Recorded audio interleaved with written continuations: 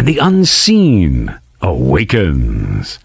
Preston Dennett, joined by Dolly Safran, guiding you beyond the veil and into the infinite unknown. Every week we unlock high strangeness, extraterrestrial contact, hidden realms, psychic awakenings, the afterlife, and secrets they don't want you to know.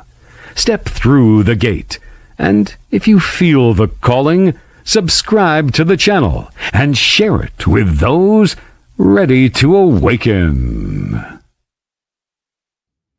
Hello, everyone. Welcome to this week's edition of The Light Gate. We are coming to you live from the beautiful city of New Orleans in Louisiana at the United Public Radio Network at 107.7 FM and the UFO Paranormal Radio Network at 105.3 FM. We are on Facebook, we're on Roku, we are on Rumble, and we are on YouTube. I want to thank our sponsors. Carnation, thank you all very much. We love you guys. You've been with us for a little while now, and we're really enjoying the fact that we got you. Thank you. Okay, Preston, it's a night where we're going to do what we're going to do. Yes, we are. Thank you, Dolly. Thank you, everyone, for joining us for episode 146 of The Light Gate. We have a wonderful guest tonight. It's you. We're doing an open mic night, Q&A. So get your questions in early. We love just having a chat with you guys. Again, it's because of you we do this show. So thank you so much for joining us. Super excited. And what else is going on? Still putting translations in for all of my videos on YouTube. I'm just about done.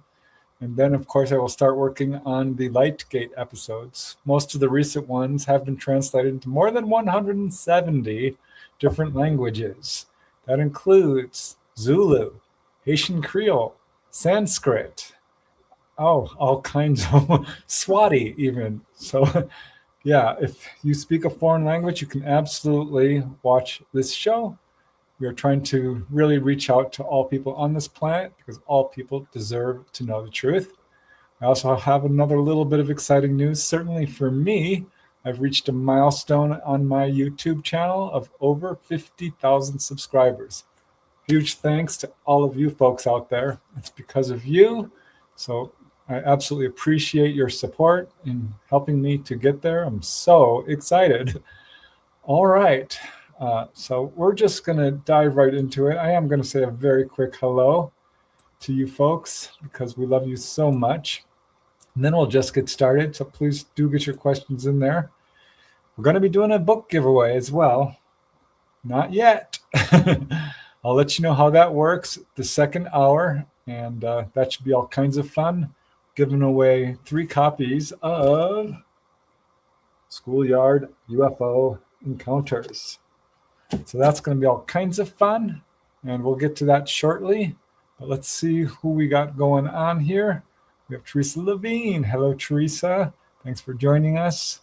Scarlet Fire. We got the Owl Man.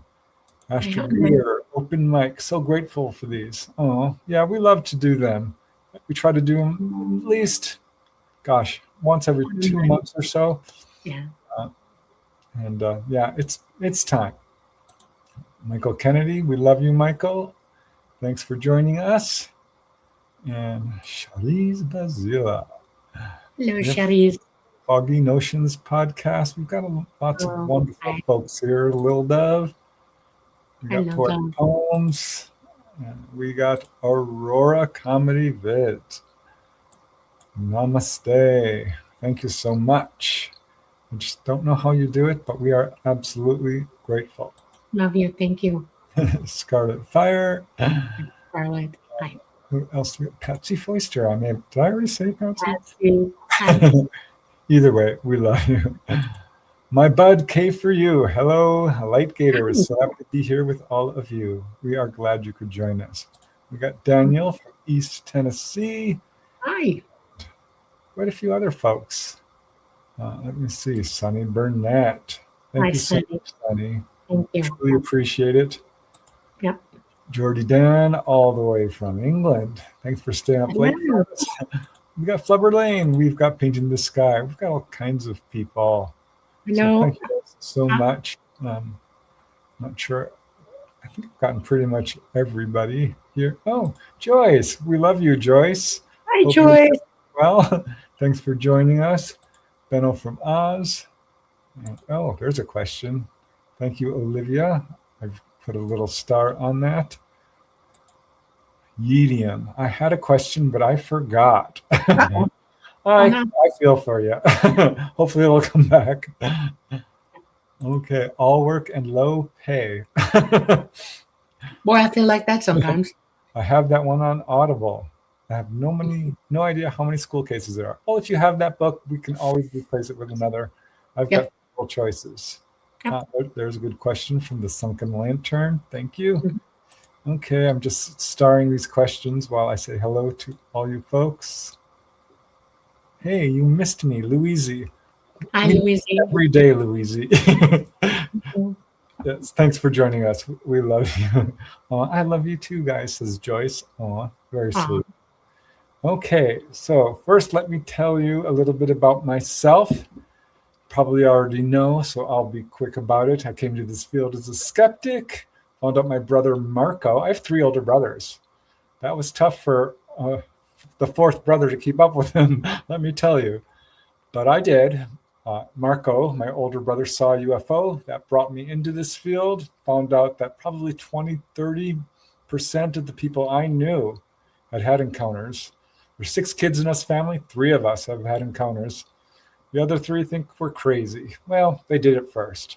But now they've come around, certainly. What else can I tell you? Joined MUFON, became a field investigator about a year in. Interviewed everyone I could get my hands on. Started writing articles for about 10 years. Wrote my first book in 1996, UFO Healing Cases. And right now, working on book 33. So that's me in a nutshell. Dolly, you just want to give a shout out about yourself? I'm a generational contactee. I am completely conscious, wide awake. I have no missing time at all.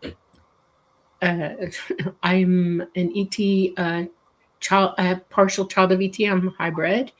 I've been learning with them my entire life. When I was 14, I decided at their invitation to learn how to fly craft. It took me 4.5 years, and right around my 19th birthday, I graduated and I became a pilot. My craft's name is Talata, and I fly with him. He has been the only one I fly with, actually. Had many adventures, gone here and there and everywhere. I've learned a lot of things. About 2015, I decided, because of the way things were going in the world, that I was going to come out. And I did. And I found Preston. Actually, ET gave me his name. Talata did. And I found him, and he called me right back. And he vetted me for about 6 years. Met him in 2016 at the UFO MegaCon, and it just went from there. Boom, boom, boom, boom, boom. So here we are. And glad to be here. Glad to be able to talk to you.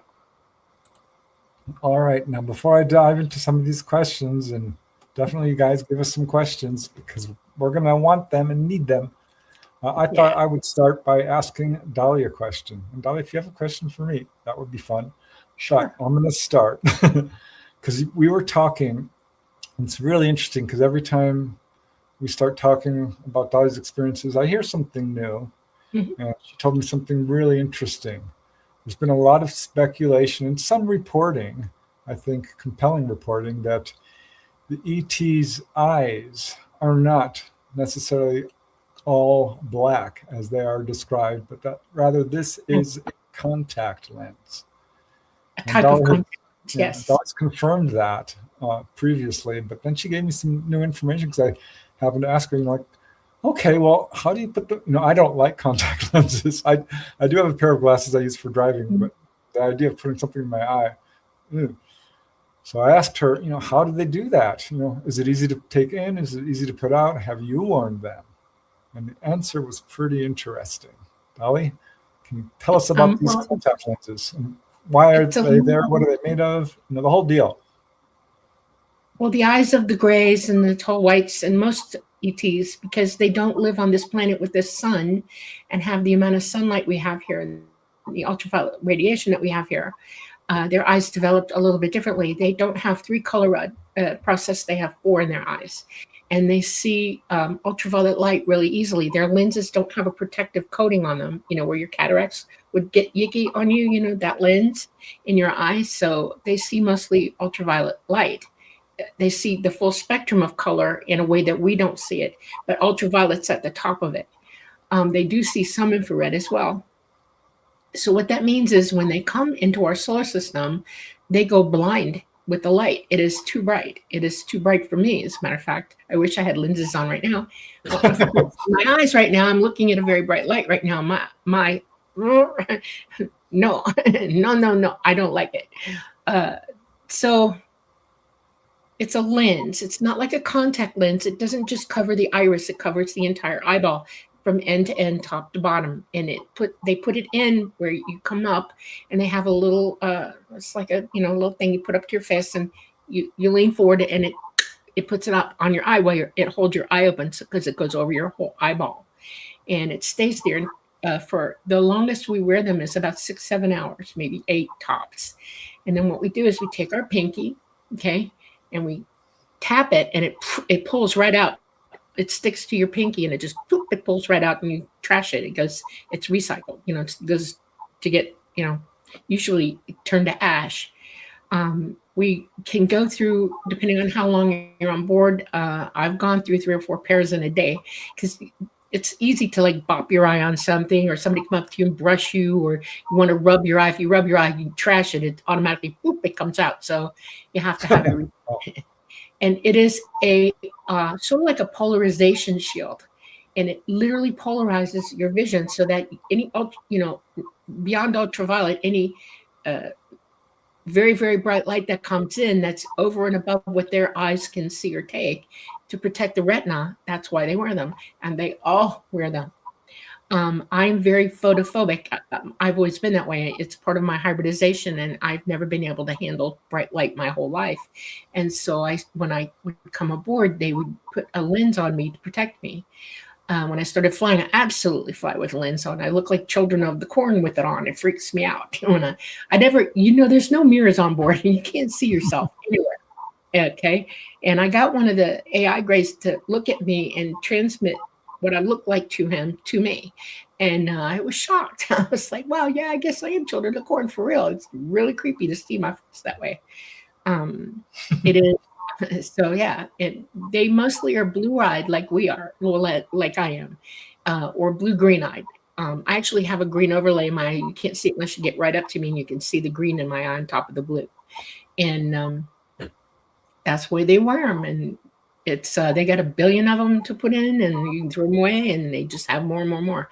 Even the AI grays wear them as well, even though that their eyes are darker. They're made that way to take better light, but it's still hard for them to see in our solar system. Our sun is very, very, very bright to them, and our atmosphere lets in a lot of light. So yeah, they wear them too. Do they always wear them on board? Yes. At all times? Well, yeah, pretty much. Coming into this solar system, yes. There are other places that I've been that the light levels are different, and no, we don't need them then. But if we're coming into anywhere where we've got the type of sun that we have, that's why we have to wear them, because we can't take the light. Well, it's interesting, because a lot of contactees also report light sensitivity. So I wonder if that's because they're also... we're all related to them, and they've been hybridizing with us now for the last couple of centuries. So yeah, it doesn't surprise me. Very cool. All right. So I guess we can get going, unless you thought of a question for me. Oh, well, yes. Well, think about it. No, I don't have to think about it. It's right on the tip of my tongue. Okay, here we go. Oh, no. You have had many more experiences than you've alluded to the public. And it's basically because you still are working through them yourself, and you're trying to get through to what they are. One of them gets to me because I hear you talking about it, but you never, ever, ever mention it. And that is you being on board a craft that went to another place where you actually got to learn some stuff. And I want to hear about that. I want to know what you have to say about it publicly. Well, there's a few of those. Are you talking about the one where I was with a bunch of other guys? Students. Yes, students. Yeah. Okay, there was a couple of those. I think the one you're talking about is one of my favorite. And this came as a dream, but it was different. I studied my dreams. I'd written down all my dreams, or I used to. Not currently, I haven't, but I kind of know when a dream is a dream and a dream is a memory. And this one was absolutely different because I found myself in this giant room that I would say is about the size of a school auditorium. So a couple of 100 feet across maybe. Mm-hmm. And it had a giant vaulted dome ceiling and a very, very smooth, very clean, nothing in there except a bunch of tables that looked like they were formed to the floor. And on each table was a box-like device. And two people were assigned to each table. And there must have been about 50 or 60 of us. All guys, all young men. I had hair back then, so I know this. I was quite young when this happened, so probably my mid-20s. I'm thinking this is probably the incident where I had missing time in July of 1992, which would have made me 27 years old. Mm-hmm. So I'm guessing that's when it's from. But at any rate, we were all being taught about how there are different energy sources. And this is what I perceived as a sort of free energy device. It wasn't. Mm-hmm. But I'm still trying to pull exactly what they were explaining it to me about, because I was more in awe of like where I was at. And the first thing I did was kind of look under it to see like, where is it plugged in? Of course, it's not plugged in. And I don't remember much other than that, except to say that at some point, the lesson was over and I never got a clear look at who was teaching us, but they were off to the side. I shouldn't say that. I don't remember looking at them, but lesson was over and they brought us all to the edge of the room and they opened it up. And when I say they opened it up, it's like it was not there. It's not like there's a glass window you're looking out of. It's like it's not there. And there's a balcony that you actually go out on. So it was like looking, standing on a cliff edge in outer space. And it showed us the Milky Way. And we've all seen pictures of the Milky Way, but I can tell you haven't seen what it's like in real life until you have, because that was so beautiful. And this is what I think allowed me to remember it, because it was such a stunning sight that it was unforgettable. I mean, you could not imagine how beautiful that is. So clear, unlike anything you've ever seen on Earth. That was absolutely amazing. That was one of my best experiences. I've counted them up. There's probably like 20 of those kinds of experiences. So I'm slowly stitching together all of that. Yeah, that was a good one. Thanks, Dolly. Yeah, welcome. Okay. Okay, so I guess we'll start with the questions. Preston's going to do all the reading tonight. I was at the eye doctor today and my eyes are still heavily dilated. So if I look weird, it's because of that. So. All right, we'll start with Michael Kennedy. This is a little bit open-ended, Michael. I'm not sure how to approach this. Question is, Preston and Dolly, can you both do a current events topic touch? I'm very interested to see what you both think. What both of you think. Current events in what regard, Michael? Gosh. I have a lot of opinions about that. Okay. I mean, current events in terms of the UFO subject. What was the most recent one? I don't know. You'll have to give me a little bit more specificity, Michael, for me to really touch on that. But I'll think about it. You got any ideas, Dolly? I think that everybody's worried about AI. I want to touch on what that means. Even Elon Musk. Elon Musk is being questioned a lot lately about AI and what he thinks about it and if it's worrying him at all. And he does worry about it. He's absolutely admitted to that. And there's a lot of out there about how are we going to handle AI taking over so much and what jobs would be available. And Elon Musk actually touched on this. He said, if you're a plumber, a tradesman, a pilot, a ship's captain, things like that, jobs that are hands-on that need direct human intervention to run them or do them, very physical things, that's probably your best bet to get into, like an airplane mechanic or a train mechanic or, an auto mechanic or a big machine mechanic, industrial mechanic, things like that. Also plumbers, also house builders, things like that. Those are the trades that humanity needs to think more about getting into. They pay really well, those trades. But office jobs and exec jobs are going to be vanishing rapidly, and they already are. I'm not so sure about the world of fast food. I want to disagree in a lot of ways about this, because you can mechanize a farm, but you can't, or a restaurant or whatever. But I have a feeling that the quality of the product is going to drop dramatically. And I think we're already seeing that in mechanized farming as it is now. Farming is not way more technical than it was when I was a kid. And we're starting to suffer the problems coming from that. And I think that AI, we have to start drawing lines where AI is concerned and fighting back against what the leader heads are saying we should let happen. I think that we need to, as a society, become more involved worldwide with saying, no, we draw a line here. You're not going to do this. I think that's what Elon Musk, by saying what laws or rules can we put in place to keep AI from taking completely over. So that's a very current thing right now. So Michael says, I'm more interested in what both of you have been excited about recently about the UFO phenomenon and its entirety. I think probably for me, one of the most interesting developments is that this subject has become unprecedented in its popularity. This is a subject that is breaking into the mainstream in a way I never thought it would before. So I think that's really good news, because that means that more people are thinking about this, more people are taking it seriously, which gives us a much greater chance towards getting to the truth of things. I heard there was a recent Pentagon budget check, and they still can't account for most of the money they're spending, because we know where that's probably going, to reverse engineering and things like this, because this subject is the highest part of the top of their list.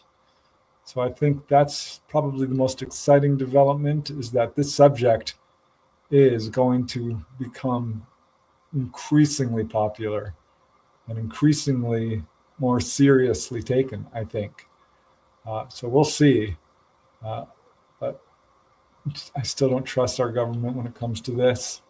So these congressional hearings that we've had over the past few years, and I'm sure there's more coming up. I am not that interested in what they have to say until they're more truthful and transparent with this subject. Show us the Edwards Air Force Base landing footage. Gordon Cooper, the astronaut, saw the footage. He was there when it happened. Show us that. Admit to the truth of the Capitol flyover in 1952. Admit to Roswell. Show us more than a blurry dot of footage. Show us something that's not reverse engineered and it's an actual ET craft, because most of what they've shown is probably not even ET. So I am concerned about how it's rolling out, but more and more people interested in this subject will bring increasing pressure on it. So to me, that's the most exciting thing. I'm side-eye all the way through all of this, okay? There's a couple of reasons why. Number one, ET are not here right now. They bugged out. That is a fact. Whether you all know it or not, it's very, very true. They're not here. The governments that are on the ground here, and the back engineering and the alternate government that is in effect worldwide, is got complete control over every situation you could possibly imagine. almost like a cartel. And you're not being told the truth, and you're not going to be told the truth. And I think that it's important for us to understand that if you realize that you're aware enough to know that this is a real subject and this really exists, to do the research yourself, to find out how much you can. You're not going to find it from them. The only people that are going to be able to give you any information are contactees, people who have left the government on purpose and are deliberately going to tell without being what's called a whistleblower, tell you the truth. And there are a lot of them on paper and in books already, that you could read. Buy as many books on this subject pre 1980 that you can find. Read all the people who were researching this beforehand. Oh, it's one of my favorites that you should read. Read. Study this, because a lot of information, they're hitting you with so much misinformation and disinformation now that it's a done deal. They have accomplished with great art not letting you be aware enough to know what the heck's going on. And so it's really up to you to develop your own awareness about this. And I tell everybody good luck and God bless, and please think this all through, because what it's all leading to is a bloody false flag that you all are already starting to buy. And I mean, the stories that are out of this world, outrageous BS that you all are hearing, and people come to me all the time, oh no, that's real. And it's like, no, sorry. And then you have physicists out there who take money from the government and are spreading more of that disinformation. And then there are other physicists who are trying to raise their voices and say, no, stop. This is, cut it out. Half the stuff that they've put out there isn't real. Yeah, and Dr. Sabine. Right? Yeah, Dr. Sabine. She's in Germany now. She's very, very astute, profoundly. She's a particle physicist, and she's PO'd about it all. And she's trying to tell the truth. She has her own podcast. It's fun to watch. She's interesting. Yeah, that's right. There's just a lot going on. And if you keep running after if you're a rat in their trap, you're not going to hear the truth. That's what I'm trying to tell you. You have to step outside the box and look at everything as a whole and start digging and diving deep on your own to figure this out. And use common sense. And if you don't understand something, teach yourself what you need to know so you can understand it. Okay. All right. Thank you, Michael. We'll get back to some current events, because I saw some other questions there that speak to that. Okay. This is a funny one, but a good question. Do ETs use ham radio? Smiley face. No. Nope. No. They can hear you on it, but they don't use it themselves. No, not at all. Well, we know they can hear people because during the Capitol flyover, they were radioing each other, and they noticed that the UFOs would respond to these radio messages between the planes. Right. And there's a number of cases where ETs will certainly affect radios. And I think there's a lot of monitoring going on in terms of what's being said. So as far as I know, they don't use radio. Most of the time they don't use radio. It's too confusing for them because they're already wide open psychic and they can hear it without the radio. Sometimes they'll monitor the radios because humans can think one thing and say another. And so they usually have somebody listening to the frequency to see what they're up to. It's a sort of a dynamic thing in the moment. Humans can make second by second decisions on things and think they're going to do one thing and then they do another. It's an interesting paradigm of humanity that they find interesting. Okay. Here's a very interesting question from Olivia Escamilla. The question is, how are you able to express gratitude to the beings? I understand we aren't supposed to touch them. I'm a hugger. So grateful. Do this. I'm grateful. Wait, you're covering your mouth so I can't hear you. Put your hand up to your face, bend forward, and you put your hands forward and you say, I am grateful to you. Same thing as a hug. That's kind of interesting. I'm trying to remember if I have any memories of ever hugging an ET. No, they huff. Yeah. If they're interested, like if you know them really, really well and they're used to being you, they'll touch foreheads with you and inhale. They'll smell your pheromones. They have unbelievable senses of smell and they'll go like that, huff you, and they'll touch foreheads. That's as close as you can get to one. That's it. So they're not really huggers then, huh? Not I at all. guess it's just us. All right. That's kind of interesting. Has to do with microbes. Don't want them. Do they hold hands? No, not unless you're intimate. Oh, okay. Two are going at it then. Something like that. All right. Okay, Dolly, put on your seatbelt for this one because we've talked about it. And this next one is from the Sunken Lantern. Is Dolly aware of the Galactic Federation? We've talked about this. Humanity likes to paradolize everything or anthropomorphize things. Okay, if we're thinking it's happening, we put it on everybody else. No, they have no Galactic Federation. There is no federation. That is a word that we use for us and how we think about how government should be. They don't have a government. There are no governments. They have consensus. Whitley Strieber liked to call it communion. And everybody hears everybody. They're wide open psychic. They do bow to the knowledge of elders. Okay. If they have, like, if there is a reason to consult anybody, they'll consult an elder, somebody who has elevated more knowledge and experience than they have to help them walk through it. They'll be in consensus with them. They'll ask the question and then they'll all work it out together. But no, they do not have a government. They don't have a federation, not of any kind. We thought that up, not them. Yeah, no money. There are a few contactees out there who put this forth. And honestly, if you look at their entire story, there's definitely raises some eyebrows for me, I will say. You want to know what I really think about this, about why humans did this? When you're before, years and years and years ago, like let's go back to the 50s and the 40s when this is all starting to come about. What we see, we're working from our perspective, okay, or our understanding.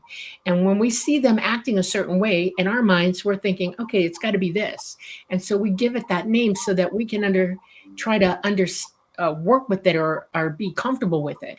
And so we accuse them of having a galactic federation when that's nothing of the sort, not at all. Unless you're 100% educated in everything to know about them that there is, it's really easy to put on them things that they're not really doing. And we've done that. And that's what people do. They overlay their own belief systems onto everything they perceive. Right. There was a case that comes to mind, which I thought was really interesting, where a guy in Australia was having direct contact and asked the ETs flat out, is there a galactic federation? And they kind of tilted their head. They said, well, from your perspective, you might call it that, but no, we don't have that. I just said that. Yeah. So, it's all on us. It's the way we think, not them. Okay. So, I can see how that might come into some people's mind when they see people cooperating together. But right. And then we spread it amongst ourselves like gossip and then grounded and found it and said, that's the way it is. Nope. Like that game telephone. Okay. Mm-hmm. Okay, this one's minorly political. We don't do politics on this show, but I'm going to bring this one up anyway. Jordy Dan, question: have you heard any confirmation that Trump will be having a disclosure speech in May, originally said to be July? No. There's supposedly an insider, but who is this insider? I want to give you a hint. No. He's busy. I doubt very seriously this is going to play into his rhetoric at all. As a matter of fact, he's stayed very far away from it. He drops bombs every now and then, but he's never said, I'm going to talk about this, ever, not one time. So don't expect it. No, he's mentioned it a few times, a subject. Right, but he's never said, I'm going to talk about this. He kind of straddled the fence there, saying, yeah, I've some pilots, I've talked to them, they believe it. I think they're good people. I'm not committing to talking about it, that's right. Yeah, but I sure hope so. I think it's time that we have a sitting head of state, anywhere in the world. It would be great. I think it would be a step forward. We'll see. There's lots of rumors, but having been in this field for 40 years, I'm not I holding want to my ask you all a question. Okay. This man is sitting in one of the highest power positions there are on this planet. Okay. And unless it falls in his lap, he really shouldn't talk about it. Okay. That's the position of the president of the United States. He's the commander in chief of our armies. He's in the executor of our, executive branch and leaderhead. And really, he's not going to jump into a pool that he's not invited into or has direct knowledge of. A president is only supposed to bring you the absolute truth that they know from experiential evidence. And unless that drops into his lap, no, he's not going to talk about it. Guarantee you he's not. So go ahead. I hope so. I mean, I hope he does. But yeah, has any sitting president? No. So no, only one sitting president said something, and that's Eisenhower, and he warned us all about the military-industrial complex. Think on that one. Okay. All right. All right, we'll see. Okay. This is from Flubber Lane, and it kind of connects to this. Hi, Dolly and Preston. Question: is there a head universal leader of the alien species? No, not at all. When I say consensus, try to imagine this. These are people who are able to communicate clear across the universe. They have evolved 1 billion in excess years of us and have the ability to know where everything is and who everybody is in the third dimension here, all the way across the universe. There's no one leader of nothing. We all have our own homes. We belong here. Nobody's the leader of us but us. Nobody's the leader of each of their home worlds but them. There is no such thing as a power or a control thing. We have to stop thinking in terms of that. We don't need to be told what to do, and yet we ask for it here. No, you don't. We can work in consensus with one another like they do, where if I have an idea and I want to express it, I'm going to put it out there and say, can we work on this? And everybody gets together and everybody decides who wants to work on it. And then they do. That's consensus. Yeah. And they've been doing this for a long time. And there is no world power, universal power, none of that does not exist. Yeah, I've never heard of that. From what I understand, some ETs are very accomplished. There's no gray alien queen. I heard someone say that, and I'm like, ooh, gosh, no. They don't have that. You can, there are some really interesting contactee accounts where they go into depth about how they all become educated in whatever field they're looking to, and they can rise, to more and more wisdom and knowledge. Dolly, in our next book, she's going to talk about how she was able to meet with elders who are very wise. And that would be the closest I think you could come to calling someone a leader, but they're not. They don't lead anybody. They're just elders. They're there to provide guidance. Right. Yeah, that's a good question, because certainly we have that here on this planet, and I think it's one of our big downfalls, honestly. Right. I want to tell you a joke, just so you get it, okay? This will help you understand. I made a joke once to them when I was a teenager. You mean like a consigliere, a counselor? Because I was picking on mafia stuff, mafia thinking, because we mafia think here. And I got the dead silent treatment for an entire day until I backed that one up. And I got asked, why did I put it that way? And I said, well, and the answer came back very profoundly.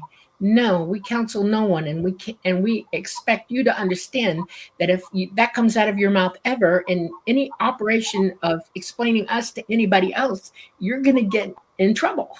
So don't do it. And you've never heard me say they counsel. They do not. They have elders. They're intelligent. They're experiential. When you have a problem, you can ask for help. I have never said no counsel, nothing, no leaders, nothing, nothing. Federation, none of that. It does not exist. They're not control freaks. We are. Okay. Putting it lightly. Okay. I have not seen this footage. Aurora Comedy Vids. Have you guys seen the saucer footage from South Korea in 2021? Aliens or Kim Jong-un? Cannot comment. Haven't seen it. Now I have to look it up. Yeah. All right. Moving along. Sorry, Aurora. I'll have to look that one up. Carries 9919 asks, do you think Bigfoot and UFOs have any connection? I do. Not the one you might think. I became a Bigfoot researcher after running into a case where a guy had a UFO land in his backyard, essentially, and the next day had a Bigfoot encounter. So there was an obvious connection there. Started running into more cases like that. And if you look into the number of Bigfoot reports, there's like 1 million. Not kidding. And more UFO reports than Bigfoot reports, I think. And the vast majority of them, over 99%, do not intersect. There's a couple of hundred that do. Yeah. So how do you explain this?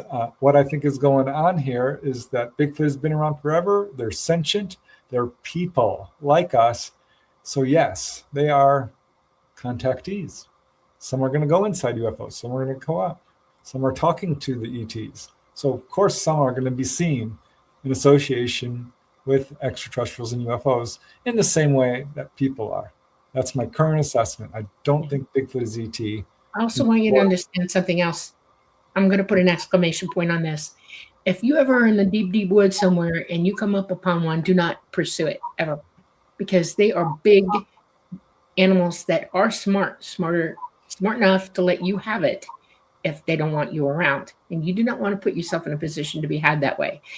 They can be deadly to humankind when they want to be. That is an absolute fact. There are plenty of stories out there to prove that.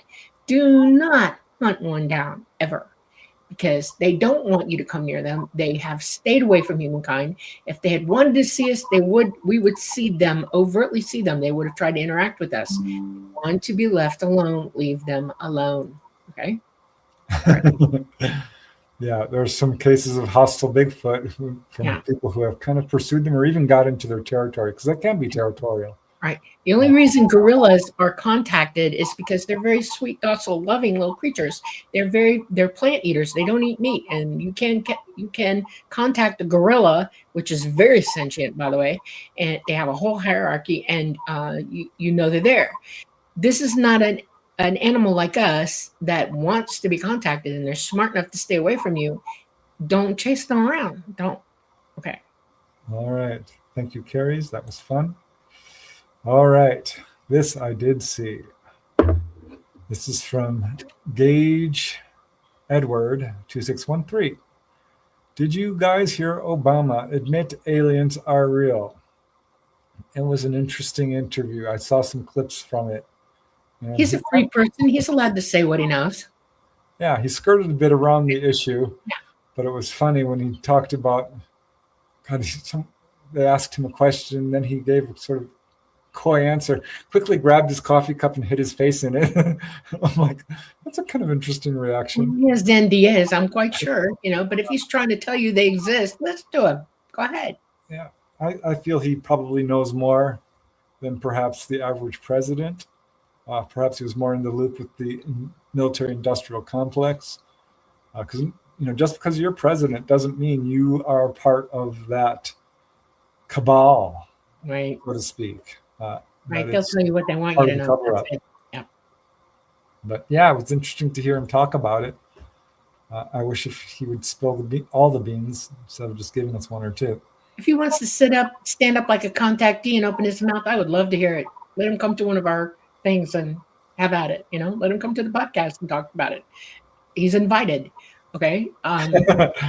We all have a voice. We should use our voice. So, why not? Okay. Thanks, guys, for delivering on the questions. They're lined up here.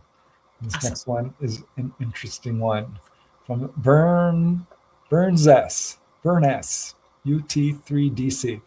The question is, any quick tips for discerning when someone is being truthful about their UFO experience?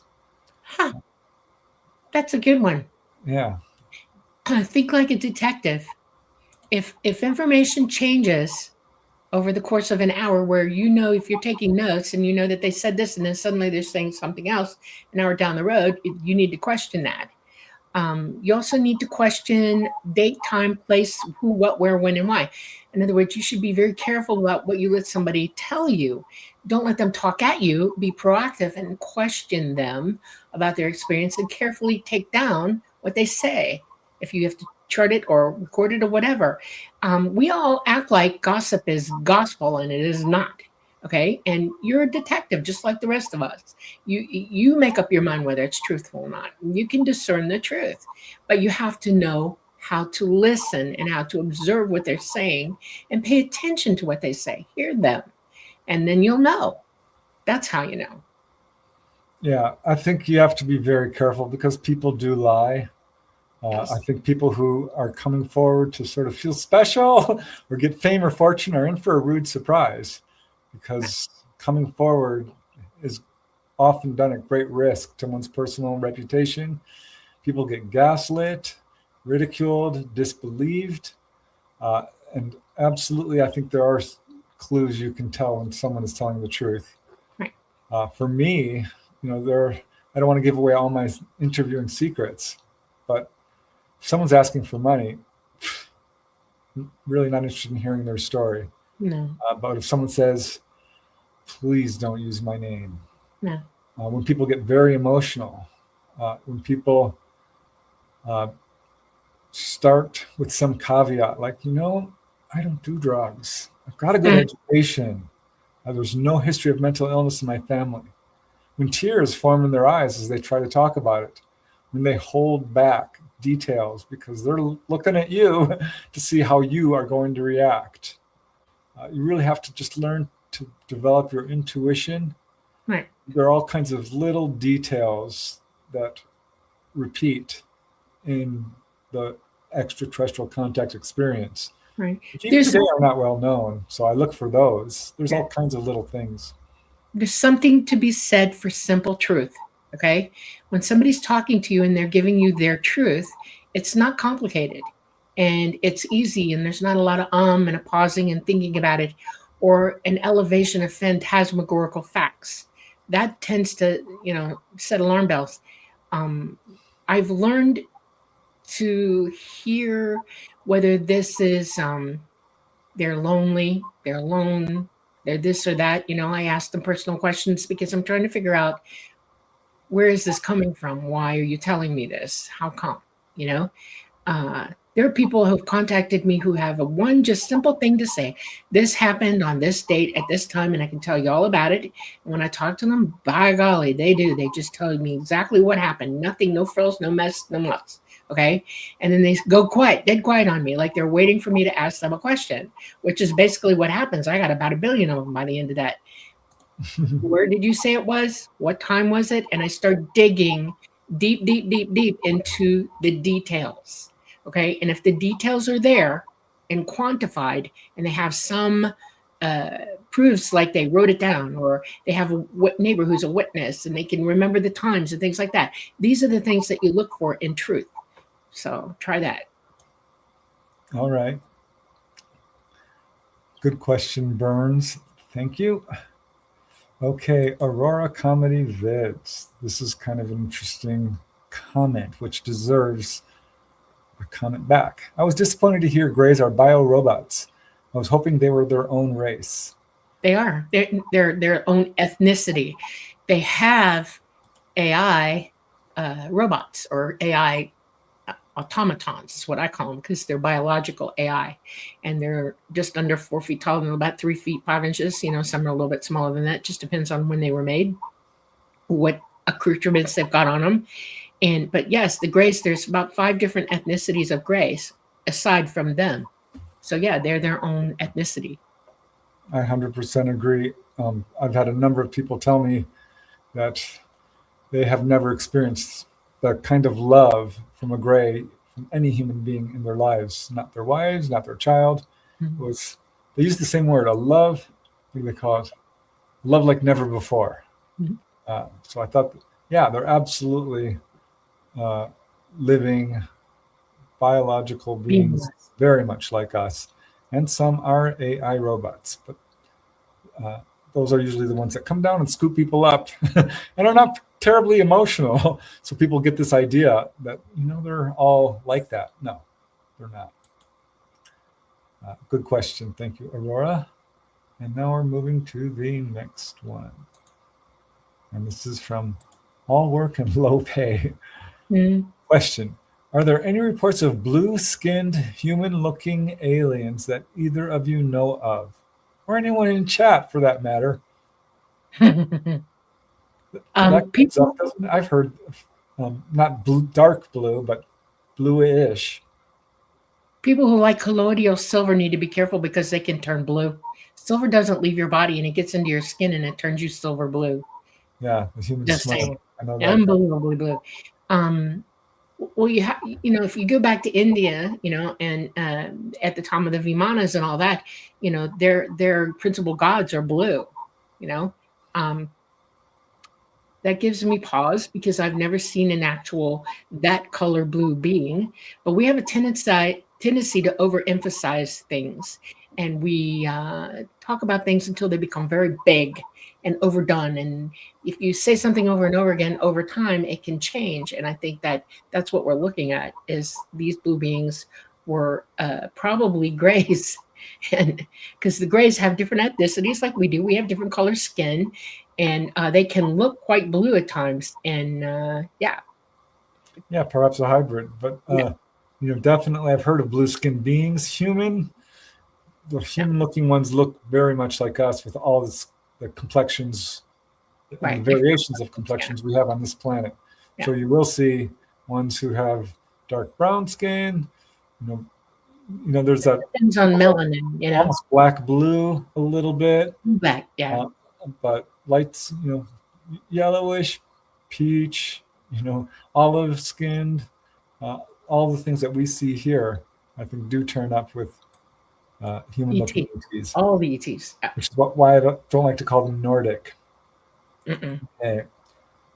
That is a good question. Thank you. And here is another one, and this one is aimed at you, Dolly, from Texas Cacti. Dolly, how do you get your special? Let me try again. Dolly, how do you get your spatial orientation when cruising in the spacecraft, whether in outer space or in reduced gravity? That's a very good question.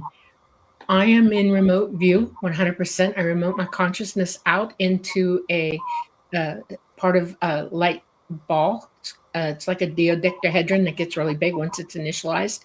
And the craft's consciousness is in it as well. We commingle, and I become one with the craft and the ship. And I don't need to reorient myself. I become that.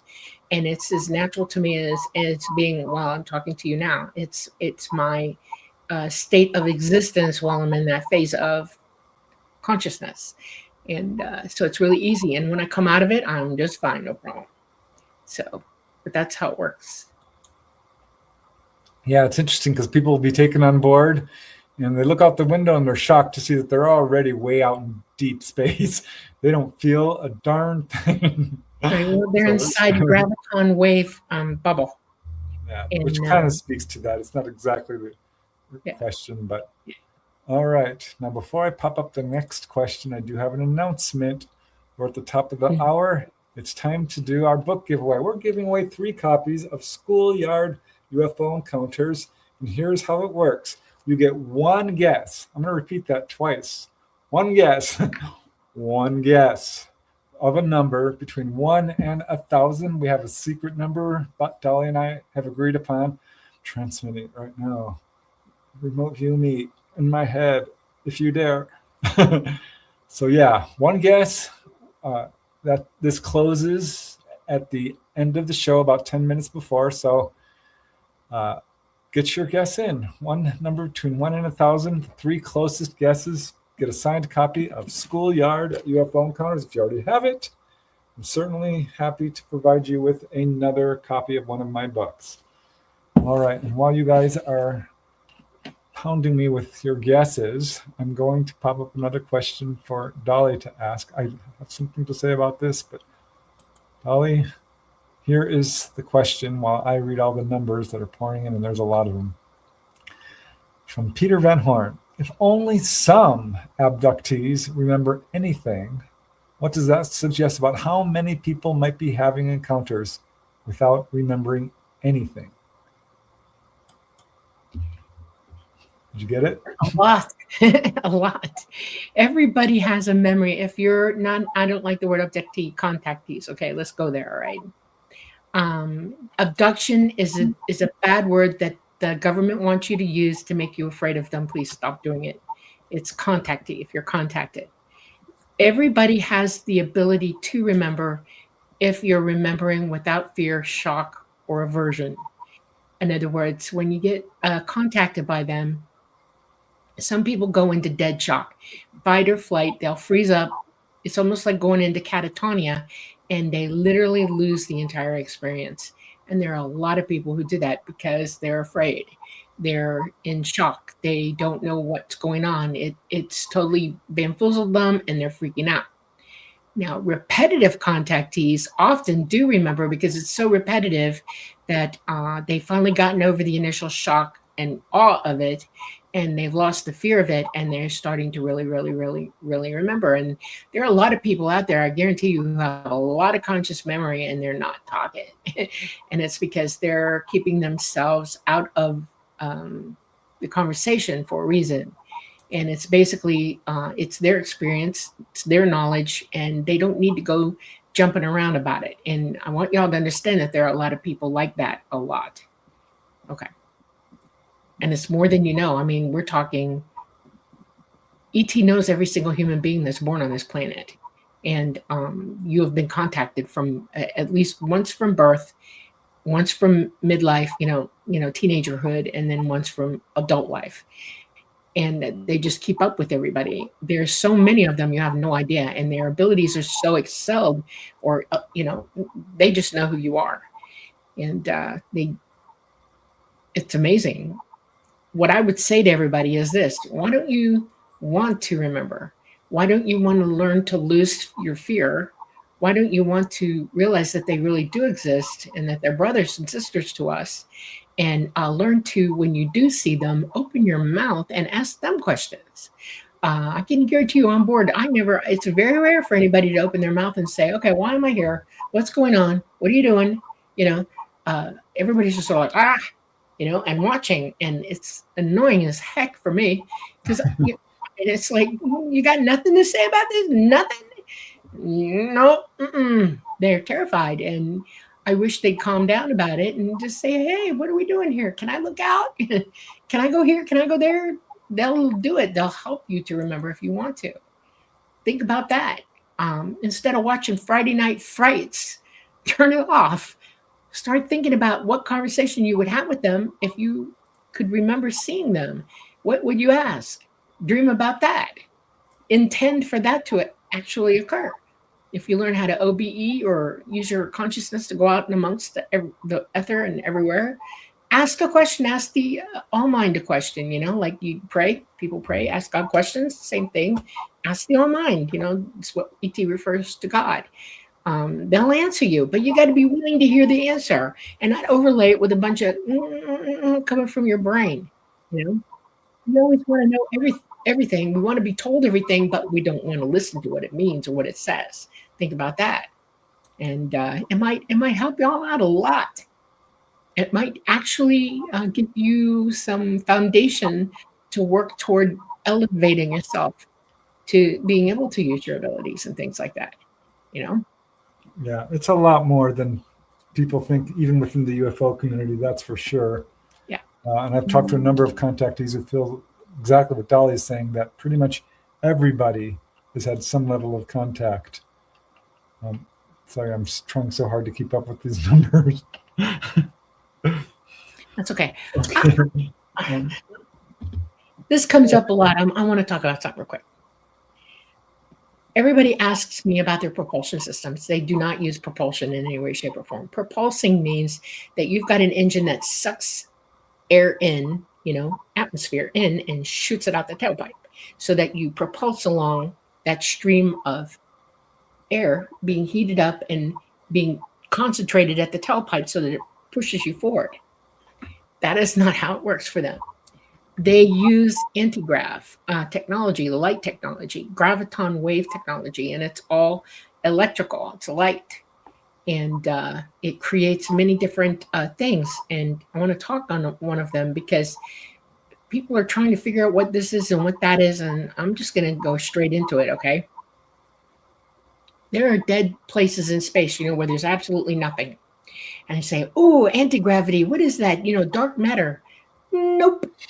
That is a graviton wave bubble that's in space. It's huge. It's an electrical graviton wave bubble, and it is so powerful that it bends light around it. So all you see is reflected space that only shows you nothing inside and everything outside of it.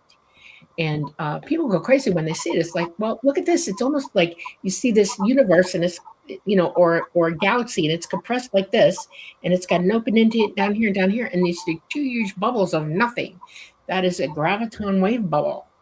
And it is the same kind of graviton wave that ET creates with electricity to create a bubble of graviton wave around them, and it seals you in space-time.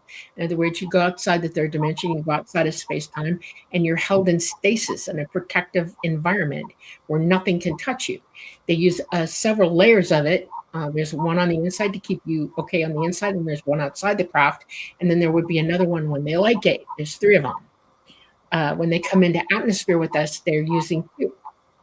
And 2 graviton wave bubbles. And it's amazing how it operates. The reason that Lazar and everybody else thought it would be antimatter is because it's really hard when you get a bunch of physicists going, well, it has to be antimatter because what else could it be? It's light. It's electrical. All light is electrical. And they need to learn that at the basis of everything, it's light, proton light. And we're all connected by it. It's just because you can't see it doesn't mean it's not there. And heavy graviton waves bend light to the point that you can't see what's behind it. That's why you see black holes as a singularity, because you can't see inside it. You can only see what's whirling around it energetically. But they do know that black holes are not singularities, because what goes in does come out. They do shoot energy out of them like a quasar. And they're just now starting to tell you all the truth about that. All right, I'm okay. ready. All right. Thanks for holding that. Okay. Okay. Yeah, it's all on us to try to remember this stuff. Okay, thanks, Dolly. You're welcome. Let me see. Question for you both. Are Dracos as bad as what everyone says they are? You want to start, Dolly, or shall I? You go. No, we're not. I think people are people. From what I understand, the reptilians are another ethnicity, so to speak. They've been here on this planet longer than we have, and have gotten something of a bad rap. I think there's a lot of disinformation about them out there. I don't think that they are running our country or in disguise or anything like this. Barbara Lamb is a researcher I really respect, who reported a very friendly encounter with a reptilian being. There was another lady, Pamela Stonebrook, also said that her encounters were nice. Not all have been. Dolly had an encounter, which she talked about at least 5 or 10 times here on the Light Gate, which I think shows why some people might say, they were a little scary. But no, I don't think that they're evil. But I don't get a lot of reptilian cases, so I really can't speak to them. And a lot of the information that's out there, I frankly don't trust. So it's hard for me to answer that question. All right. Well, reptiles rule this planet. You know that, right? Gators, everything, crocodiles, caimans, they're all different, frogs, amphibians. These are reptilian creatures, lizards, Komodo dragons, you name it. They all got that reptilian thing going on. All different kinds of them, even in the water, they're reptilians in the Yeah, they've evolved on this planet, and they're older than we are, and they're old as way back to the time of the dinosaurs. They're sentient, and ET knows who they are. I think the governments here got a hold of them, and they've been experimenting on them, and they don't like it. Just saying. And neither does ET. I did run into one. I was in the Everglades. I was digging up an Indian burial mound in a hammock head, out in the Everglades, and it walked up behind me. I could hear it thinking. It was really hungry. It was looking for dinner, and I could hear it thinking. And all I did was turn slightly. When I saw it, my brain went straight to fight or flight, and my beat said go. And I did. Poof, boom, I ran. I ran right off that hammock into the water with the sawgrass, cut myself up really good, got in my canoe, and left as fast as I could. Left everything behind me, did not stay for it. I didn't work up the guts to go back for a month. And when I did, half my stuff was gone, scattered, scavenged, whatever. And as the years went by, finally I, faced Tawad off about it, like, look, you're going to talk to me about this. What the heck? Was that what they call a reptilian? And he said, of a sort. And he said, it wasn't going to hurt you. If it wanted to, you'd be dead. It would pound you at any time, which I believe wholeheartedly. Was twice my size. So I don't think they're bad. I didn't get evil off it. I just got, I'm hungry. I need dinner. That's what I got. And I was hungry. I was going to eat dinner, so I left. Yeah. Is a shark evil? No. No. What happens when you encounter one? It's very scary. Are we evil because we eat meat? No. Think about it. Okay. This is a good question from Ogaz Hanardik. Do ETs eat food like us humans? Yes. Depends. Right? Yeah, it depends on the ethnicity. The human-looking ones, certainly. Well, we were planted on this planet, so we developed the ability to eat plants here as well as meat. We weren't designed for it. We were designed to eat meat. We're carnivores. We have crushing teeth to crush bones, not plants. Over the centuries, we stupidly have believed and have hurt ourselves with plant foods that you don't realize you're hurting yourself with. The Greys mostly eat meat all the time. The whites, the ones that look like us, they eat meat and they eat some types of vegetation, but nothing like we do. And they don't eat bread ever. No bread, no grains, nothing. They say that's bad for you. Don't touch it. When I'm on board with them, I would eat fish. I would eat this pasty stuff that was some sort of gelatin meat. Okay. I had water. They would let me have tea. They always managed to have tea for me. Their tea, not my tea. But I'm a fish eater. Preston will tell you, I crave fish all the time. I love fish. I'll eat fish 24/7 if I could. And but I don't like it here because it's poisoned here. We put too much crud into the sea, and now it's not good for you. It's one of the reasons I think they will tell people to be careful about eating meat, because that does turn up. Don't eat poisoned meat. Yeah. People have been given fruit on board. People have been given sort of a bitter chocolate type of thing, but wasn't chocolate. It's what's his name? Joshua Cutchin wrote a whole book on this sort of thing, where people have been given food of some kind. So yeah, from what I understand. What about the little AI grays? Do they absorb nutrients by rubbing something on their body? They don't absorb it. No, it's not eating. They'll put stuff on their skin because they need to keep their skin moist and not dry out, just like us. It's porous. But they don't eat that way. They actually have a mouth, and they drink a gel that feeds their biological nature. Yeah. But they don't digest like we do at all. They don't have an exit like we do. It's all used. The ET pancakes. It does leach out their skin. So sometimes you'll see them and they'll look greasy or sweaty. It's not. They're leaching out what they drink. They're processing out. Okay. All right. Let's move on to the next question. Okay, for both Preston and Dolly from Flea Market Gold. What are your tips for being able to get in a really good trance state for hypnosis? I have a few tips. One would be to practice meditation first. Another would be to really get to know the person who is doing your hypnotic regression. If you have any mistrust or fear, it's not going to be easy to reach that level of relaxation. If it's all about, I think, fear, honestly. If you are really wanting to recover your memories and you're still scared of what you might uncover, it might be difficult for you because there's part of you that's saying, oh, I don't want to know. So I think writing down everything you remember, really coming to terms with, this is an experience that I really want to remember. You might not even need hypnosis if you can basically meditate yourself. But that would be my tips. You can go through the whole standard relaxation technique, which is going through your various muscle groups and just letting go.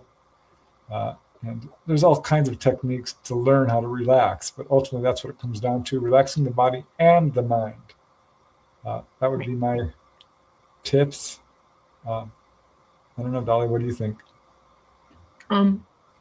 Yes, relaxing your body down to a point where it's not involved in what your thinking processes are, and then telling your physical mind that you need it to go quiet, to go blank for you, and to allow your consciousness to connect up into total consciousness, who you really are, and then actually reprocess the information. In other words, begin at the beginning of that day and you relive it second by second by second, what you do remember. And you'll see that your brain will start saying, well, this happened next, and then you remember that and then you write it down. Next session, it might take 2 or 3 sessions for you to recall an experience. I don't like to use the word memories because our memories can be faulty, but what you can do is remember an experience. Your brain understands what experiences are and will give more information to you through an experience than it will a cold memory, because memory can fade away. Memory isn't permanent. But experience, your body takes it in, every cell in your body knows what it is, and your consciousness knows it too. So you go into an experience. So like if I was going to do it, and I'm going to remember the day that I was 14, I sat down very quietly. It was dark, sunk to the floor, literally, in the bathroom, locked the door. And I closed my eyes and I started reliving that day, what happened, second by second by second, with nobody bugging me and me perfectly knowing where I was and being perfectly okay with myself to do so. It pops my head up. I mean, I re-experienced it all. It's definitely doable. Yeah. You can do it. But write it down, because memory can fade. Your hippocampus can let it go, One gentleman I interviewed, Joe Gardner, had a major missing time, and he was visited by Dr. Leo Sprinkle, who was the first guy, a trained psychologist, to really do this. And he told him, I'd like you to try meditation first, and I'll give you the techniques. And it was basically self-hypnosis, and it worked for him. So definitely something worth checking. But I got in a discussion with a guy recently on Facebook. He's like, I don't trust hypnosis. It does work. It done incorrectly, you've got to be very careful, because it's been proven to be unreliable done incorrectly. It's been proven to be reliable done correctly. So you don't want somebody talking you into something you didn't do or remember. Right. That's the whole point. Okay. Thanks for that question. And here's a really good one, Dolly. I think you might like this one. This is from Will Wonder. How can one best support their hybrid children? What do they need from their human parents, especially relating to hybrid human fathers? Send them as much goodwill and love as you can. Always think of them in the positive. Always let them know that you're available if they want to come to you and talk to you. Always give them anything that you've got, wisdom. If you got something to say to them today, talk to them. Tell them, you know what I learned today? Talk to your children. Send them every message, good thing every day that you can. Just like any parent would on this planet. be a parent in your mind, send it to them. Yep. Yeah, one gentleman I interviewed in upstate New York had a lot of missing time and finally had a fully conscious onboard encounter where he was shown his hybrid son. And the ETs told him, aren't you happy? You need to know this is why you've been having contact. Here's your child. What do you think? And he had a whole range of emotions. He was very angry. He was somewhat repulsed, but he was overcome with this absolute feeling of nurturing for his child. Imagine how the child felt when he saw all these emotions going through his essentially father, because they're very telepathic. So when you think of them, think of them in love, because I think that's ultimately the most powerful force in the universe. And this is true no matter who you are, ET or our loved ones. If you pray for them on the other side after they've passed on, they feel it. Yep. You send them love, they absolutely know it. And here as well. So I think that's the best thing you can do is just think of someone in love. All right. Here is another interesting one about cleanliness from Yedium. How do different groups shower and clean themselves on board? Is it the same process as it is on their home planet? Do different species use the same system? They're good questions. They all pretty well, just depends on your specific and anatomical needs, but everybody can, because water is not available to you like to take a bath or anything when you're on a mission, like in space, whatever. They wipe down and they use a type of ultraviolet shower of light that kills microbes and stuff like that. And they'll sit under the shower. It's very highly developed from them. And I call it the sprinkle shower. And you just sit under it and it lets you go. And you towel off and the towel gets, disposed of and, incinerated and you put on a new outfit. Our hair is another matter entirely. I've been instructed that I'm probably one of the most bathy persons you'll ever meet in your life. I bathe every day, sometimes twice a day. And that's because I was taught that I should never, ever be expected to be taken up if I'm dirty. And so I've always bathed and washed my hair thoroughly, and I would plait it, put it in braids, or I would have really short hair. And it made it easier for me to be on because their temperature on board is technically warm to us. It's in the high 70s on board, sometimes around 82 is their comfort zone, and we tend to sweat in that. So yeah, to be clean when you first come on is imperative and important, and I keep my hair. I'm also in an electromagnetic environment, and my hair can tend to go, fan out, and it's not a good thing. So I always plait it back or ponytail it or cut it really short so I can't do that. So yeah. All right.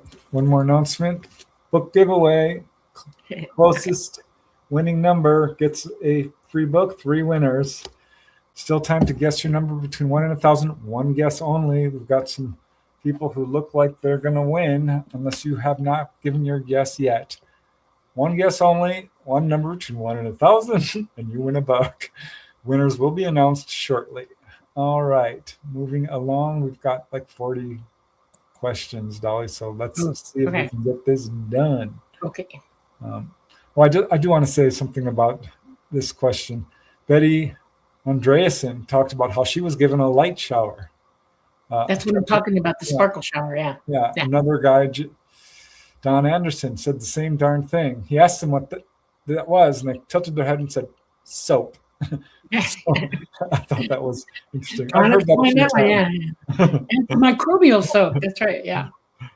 Okay. Flea Market Gold question for both Preston and Dolly. What do you think the orangish orbs are I see so regularly? They always show up the same time in the same place. You would know better than anybody, Flea Market Gold. This is your experience. My suggestion to you would be to really meditate on it, reach out telepathically to it, investigate from a scientific angle. Are you near a military base? Is there any sound near an electric conduit, that kind of thing, yeah. Do they have hard edges? Are they soft edged? How are they moving? How close do they get to you? Record all of these details down. Do your research on this sort of thing. It could be spiritual, could be ET, could be reverse engineered. So it's very hard to say without more information. But my guess would fall into one of those three categories. Seen regularly, huh? That's interesting to me. I don't know. I need more information to really get a more solid. I need to know where you live, what kind of house you got. I mean, there's a billion questions I would ask you. So if you ever want to have a long conversation one day, let us know. Okay. Okay. I'm going to answer this one at least first. 888 out there wants to know, does the CIA have control over MUFON? No, not necessarily. Are they aware of it? Obviously. This intelligence agencies take the subject incredibly seriously. And I have yet to see any civilian UFO group that hasn't been what I would call infiltrated. So they're 100% aware of everything that's going on. Privacy is an illusion. APRO was really the first group of any size, and they were absolutely infiltrated and observed by the CIA. Is it controlled by them? I'm not sure I'm ready to go that far. But I do find it curious that part of the bloody Pentagon. Figure it out. Yeah. Go ahead. I'm nervous about it because this subject is very hard to move forward. And I support MUFON. I think there's lovely people, particularly in the state chapters. They've had some high turnover in terms of the head position there. And some you can trace them. They will talk about it. Oh, yeah, I was in military intelligence. I'm like, you were? Okay. That raises an eyebrow for me. But, NICAP, they had troubles with military intelligence. MUFON, its membership needs to grow much more quickly than it is, I think. The subject is still kind of stalled. We should be moving much more forward, I guess, than we are. So take that for what it might mean. Don't worry about them. They worry about themselves. Okay. Doesn't matter what they do anyway. Okay. I'm going to go have to look at some of these other numbers. It looks like we got some more guesses coming in. But this question from Michael Kennedy. Question: do ETs and all non-human intelligence worship other gods? If they just worship God as an all-mind, what made it? What predated God? Do all aliens have religion? So I guess it's just ultimately, it's not a religion. They don't quote have religion.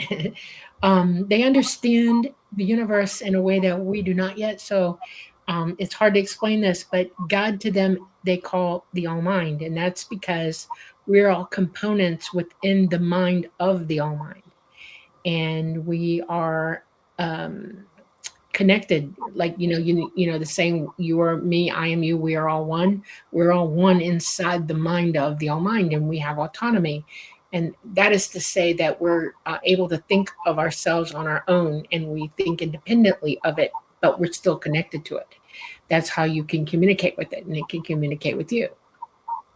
There is a broader picture, I was taught, when I started thinking about this stuff, I was taught that there's a macro universe and a micro universe. And in all of this, there are patterns of existence that have rules, and let's all go back to electricity. It's all electric.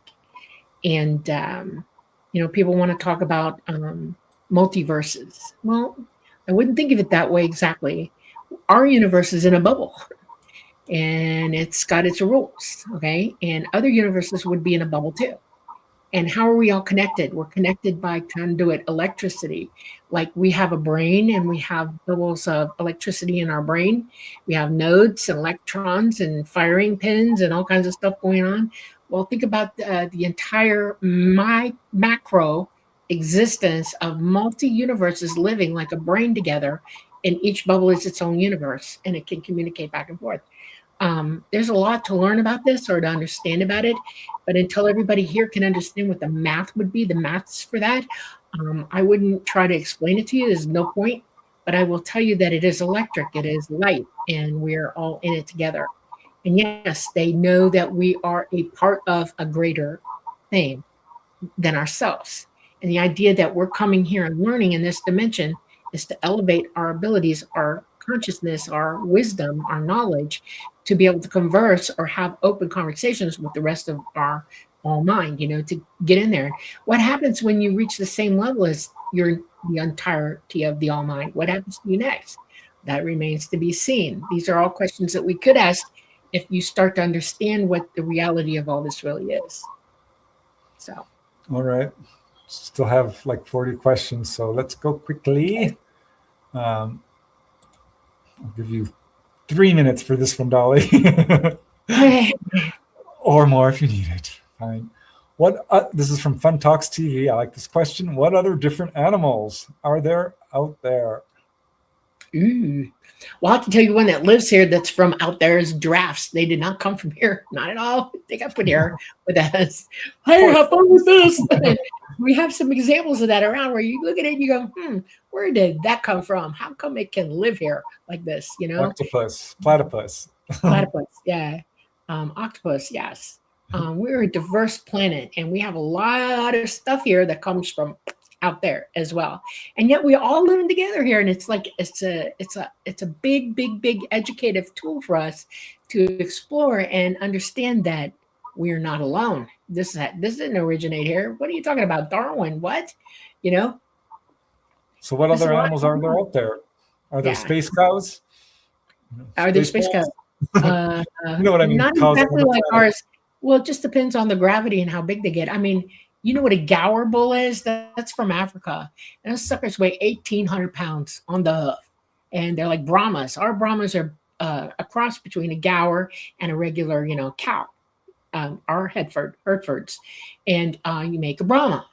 And they got the long floppy ears, and they have horns, and they got that big thing on the back of their neck, and they weigh about 800 to 1,000 pounds. A really big bull could weigh almost 1,200 ones pounds. On other planets? Yeah, they eat meat. Remember, they everywhere. If you got a planet, it's got the same conditions we do. You bet they got something like this on that planet. Yep. So there's birds. They have birds. They have fish. They have everything. Yeah. Bugs. Are there giant bugs on other planets? Yes. What's the weirdest animal you've ever seen? It's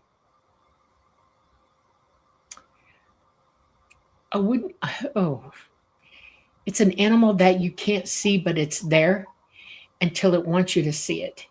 And it's not a predator. It just uses it for defense.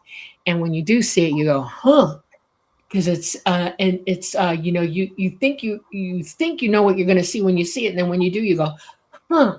Because it's spiky looking and kind of like a multi-spiked starfish kind of thing, and it lives in the water, and you don't know it's there till it's there, and it just goes whoop, and you whoop, and it's blue and yellow. Yes, bigger than me. And you just go, "Hey, how you doing?" and get away. Yep. All right. I bet you could write a book on that. All right, maybe we should. All right. Let me see. I like this question. Beth. Okay. Beth Pepper Coates. Question. Why would UFOs start visiting me at age 40 while going through breast cancer, chemo, and radiation? I saw them several times a week for 15 years. First of all, God bless you. I hope you're well. Sending you healing energy. The things we go through on this planet, in this third dimension, are very difficult. ETs show up when people are going through a time in their life. I've got case after case of people who've had an encounter on their birthday. That happened to me. When they've had a divorce, when they've had a messy breakup, when they've had a child, when they reached a point of having a spiritual breakthrough, when they suddenly remember their encounters. There's all these reasons. And when they're having a devastating illness, they will come and help people through that. So it depends, I think, individually, but it's definitely something that I've seen. If you're a ETs will come. contactee and you didn't see them and realize they were there 2 or 4 days, it's because you probably needed comforting and you were willing to accept seeing them at that point. We change when we're under duress. You realize that, right? You know, you should know that. You've had cancer. We become more open to help. And that's when you lose your fear. And I mean, what are you going to be afraid of, right? And that's how you start seeing them or remembering them. So, yeah. Yeah. Wow. Thank you. That was a good question. All right. Perennial philosophy question. What are your thoughts on Marshall Summers' book about the allies of humanity? Other than no comment, I will say it's one person's channeled material which does not align with the vast majority of first-hand cases. So that raises my eyebrows. So I want to be very polite about it because I respect people, and I wish nothing but the best for everybody, but it certainly does not align with what I found out in my research. I've got the book, by the way, and there's the other one.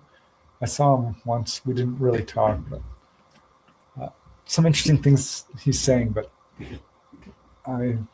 that's my response. Okay. Moving along. Another good one. This is from Leo Mega. Hello, sorry I'm late. No worries. It's May okay. I ask how hard it is to access the Akashic field, and how does it help us now? It's not a field. It's not really a library. It's you tapping into your experiential, collective experiences of who you really are. Everything about you is known by your consciousness, and you're in source, and that's where the Akashic is, you in source. Other people cannot read you in source. Only you can read you in source. And so you have to learn how to do that. And that would be to meditate, learn to OBE, very gently start experiencing with getting toward you in source and allowing yourself to experience what you already know. That's what you do. Yeah, I think it's intent, desire, courage, educating yourself, applied knowledge. If you can learn how to do astral projection, you are halfway there. I was probably doing it for about, 10 or 15 years before I finally just really set that intent and did it. And it was the coolest experience ever. So I would certainly encourage people to do it. I will say that I wouldn't necessarily look to someone else to get this knowledge. You are the one who has access to your Akashic record. I want to put it to you on a very, very bottom. Everybody can get this, okay? You're your own person. You're your own entity. You have your own abilities, okay? Only you can really heal yourself. And you can't go around blaming everything and every experience you've ever had as to why you're messed up and that's why you're going to stay that way. No, that's not how this works. If you're not connected to yourself, rightly connected to yourself, and you know who you are, what you're all about, you can take care of you. Healthcare on this planet is very, very, very, very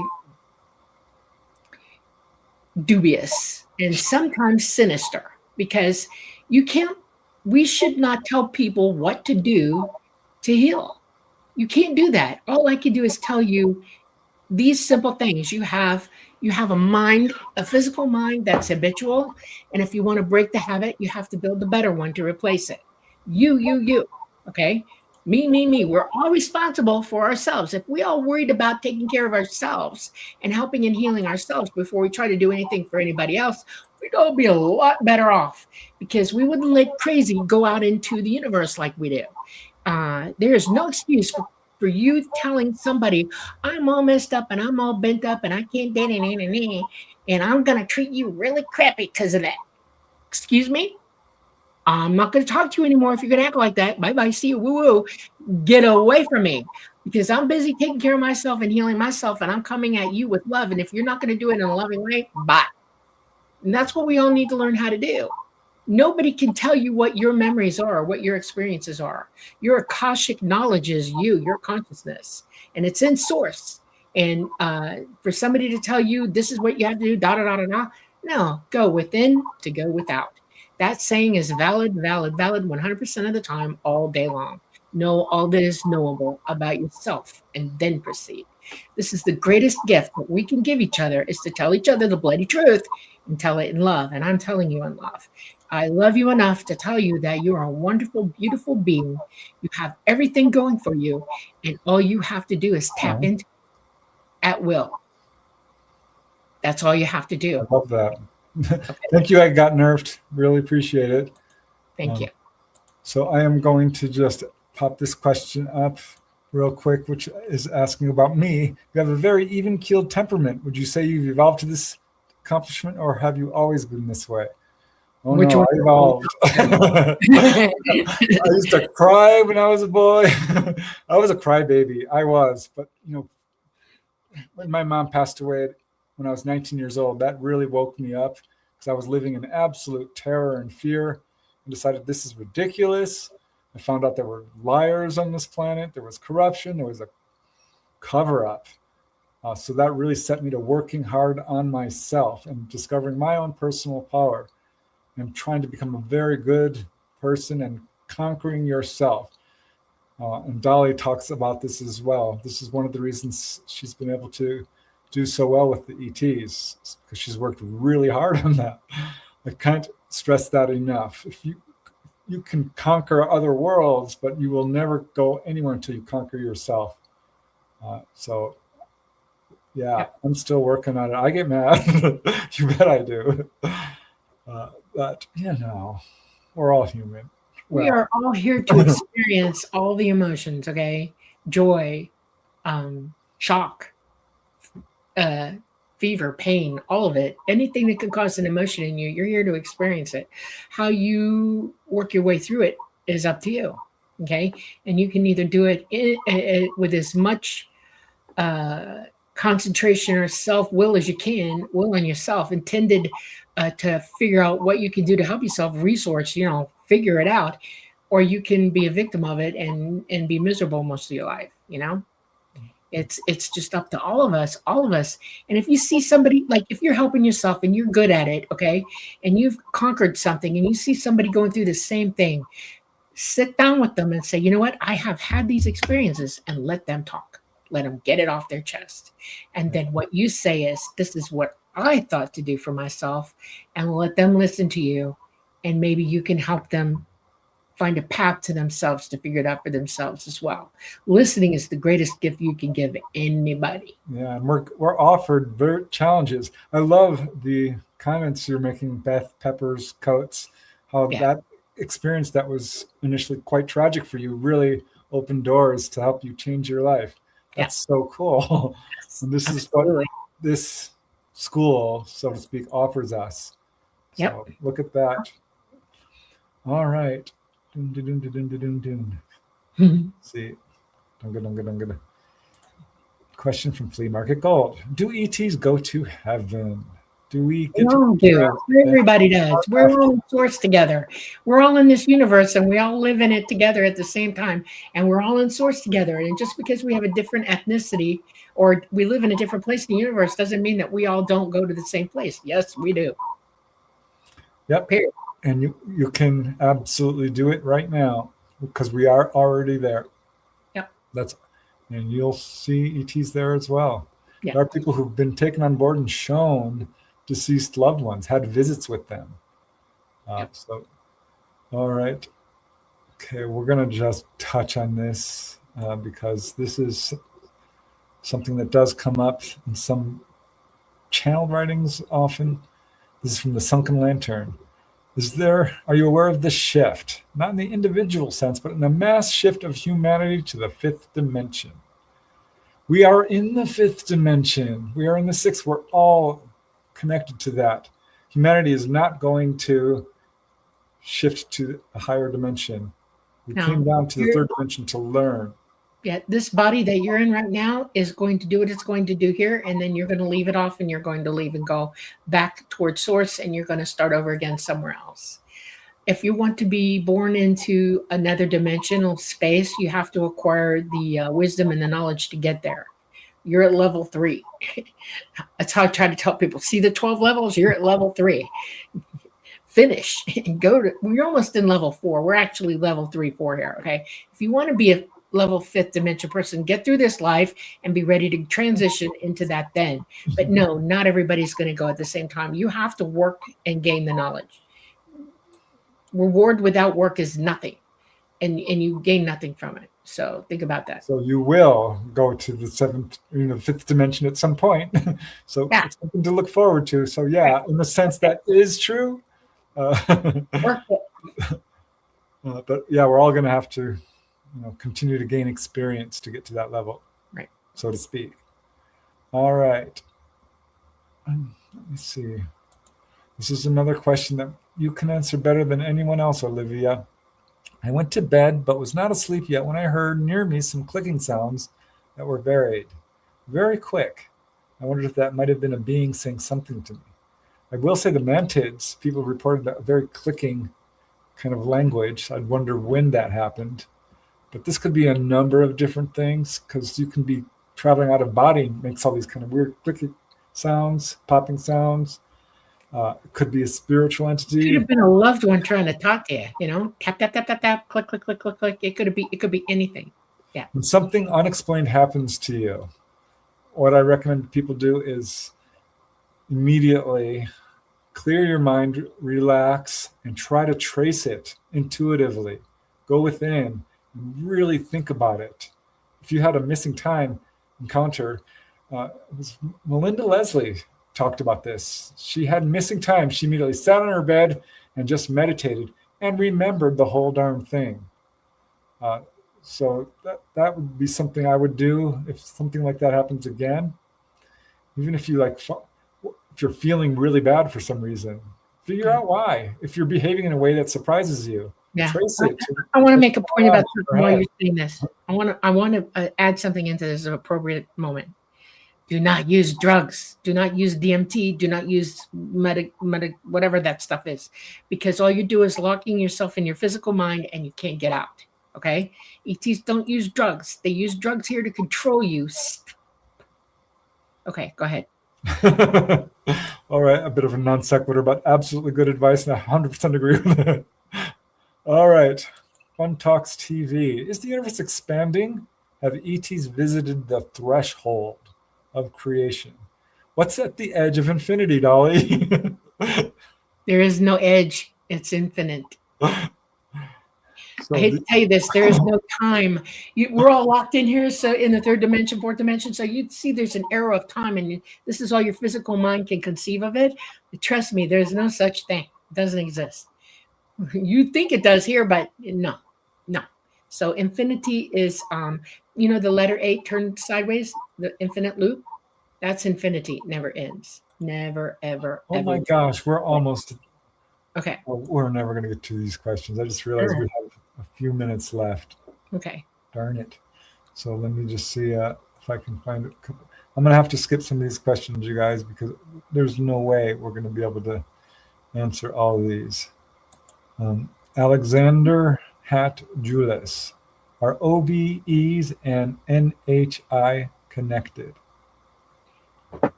Please stop using that word. NHI. Non-human intelligence is a construct of the people here who want you to think that ETs are bad and different from you. They are not. They're as human as we are. That our biological template is throughout the entire universe. They're just different ethnicities. We all have the same DNA. It just dials up differently. No such thing as non-human intelligence. Please erase that from your vocabulary. Stop it. We all have the same mind. We are all sentient beings. We all have bodies and we all have DNA, and we are most certainly all human unless you're a vegetable, okay? Just don't worry about it. We're the same, exactly the same. What's the rest of the question? And are OBEs and NHI connected? OBEs are connected to everything. You're connected to everything. If you find a way to OBE from your body, out of body, you are swimming in it, baby. Go for it. It's all connected, all of it. Okay. All right. Just got a few more time for a few more questions. Okay. Astrid Reuter, do ETs wear clothes for modesty or for practical reasons? Practical. If it's too bloody cold, trust me, they're putting something on, okay? They're not superhuman. They get cold. They'll put clothes on. And yes, it's All practical. Right. Okay. I agree. Are ET newborns and hybrids born with fully developed mental capacity? Or do they learn like babies? They're in a body that is a baby body that they have to learn to control. And their consciousness is very aware, and they are extremely advanced that way, yes. I was very aware when I was born as an infant. I remember being born. I remember all of it. And I remember thinking, look, I've got 5 toes. Freak me out. So, yeah. All right. I think we're going to have to close it up here. We're at 5 minutes before the hour. Let me see. Is there any last one I can stick in here? Oh gosh, no, we really should probably just, here, one last one, why not? Why do you think ETs tell specific people about future events? Like your consciousness is able to talk to them, okay? When they're talking to you telepathically, they know everything about you. And if you have a concern or worry about something or something that you're going on about or something that you probably need protection from or to be warned about, they will tell you because they expect you to do something about it. Research it yourself. They're giving you a challenge. Think this one through. All right. So now it's time to let you all know who won the contest.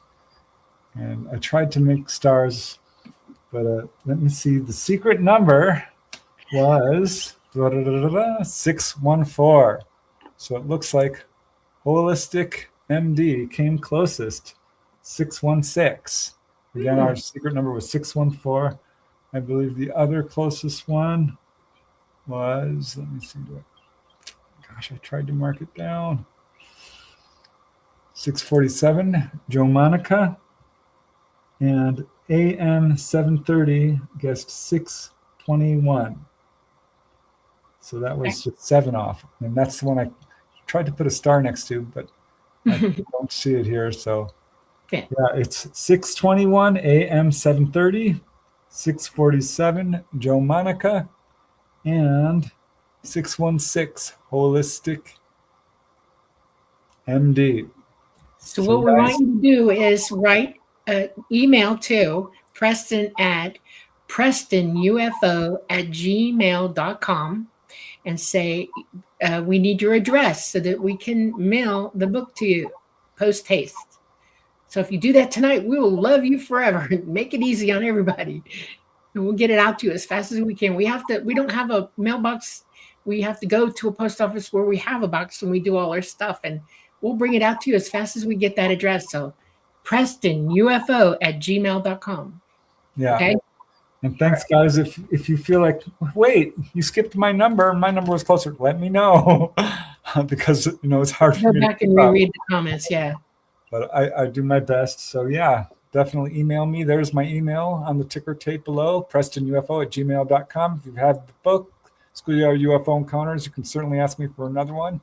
Thanks so much, you guys. This was so much fun. I wish we could just stay forever, but we absolutely adore that you could spend your day with us, your evening, if it may be.